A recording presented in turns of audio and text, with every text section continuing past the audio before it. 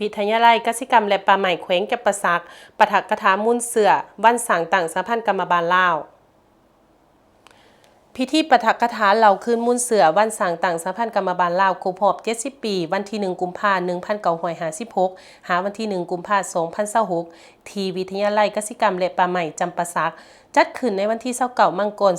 2026ให้เกียรติปาฐกถาของทานสนไส้บุญศรีฟองรองประธานสหพันธ์กรรมบาลแขวงมีผู้อำนวยการคณะอำนวยการครูอาจารย์สมาชิกกรรมบาลวิทยาลัยกสิกรรมและป่าไม้เข้าร่วมในการปาฐกถาได้ยกให้เห็นมูลเสือการกำเนิดและเติบใหญ่ขยายตัวของสหพันธ์กรรมบาลลาวครบรอบ70 ปีวันที่1 กุมภาพันธ์1956หาวันที่1 กุมภาพันธ์2026เป็นต้น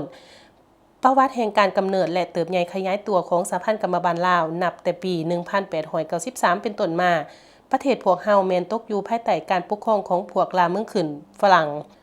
กรรมกรลาวได้ถือกดขี่ขูดหีดแรงงานอย่างหนักหน่วงจะแม่นทั้งด้านเศรษฐกิจวัฒนธรรมสังคมพวกเขาบังคับกรรมกรออกแรงงาน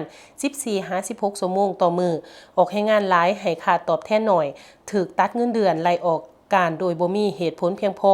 ถูกทุบตีทรมานอย่างแสนสาหัสจากพวกนายทุนมีความเสี่ยงอันตรายต่อการออกแรงงานชีวิตการเป็นอยู่ของกรรมกรผู้ออกแรงงานและประชาชนลาวบรรดาเผ่าได้อดอยากยากแค้นบ่ได้รับความเป็นธรรมขาดสิทธิเสรีภาพทางด้านการเมืองและกฎหมายบ่ได้รับการดูแลด้านสวัสดิการสังคมบ่ได้รับการศึกษาหำเฮียนและอื่นๆสำหรับการเติบใหญ่ขยายตัวของสหพันธ์กรรมบาลลาวโดยภายใต้การนำภาษีนำของพรรคประชาชนลาวมาฮอดวันที่1 กุมภาพันธ์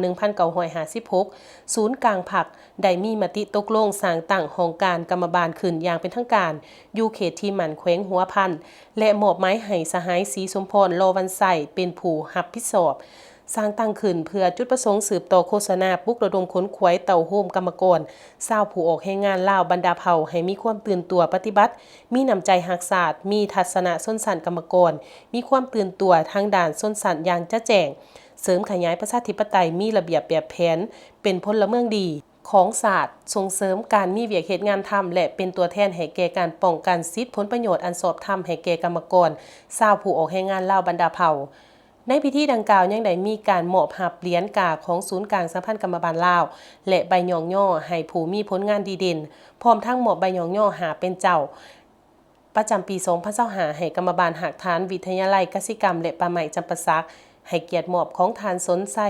บุญศรีฟองรองประธานสหพันธ์กรรมบาลแขวงเป็นเกียรติหับของฐานนางมานิสรไส้สงครามประธานกรรมบาลหากฐานวิทยาลัย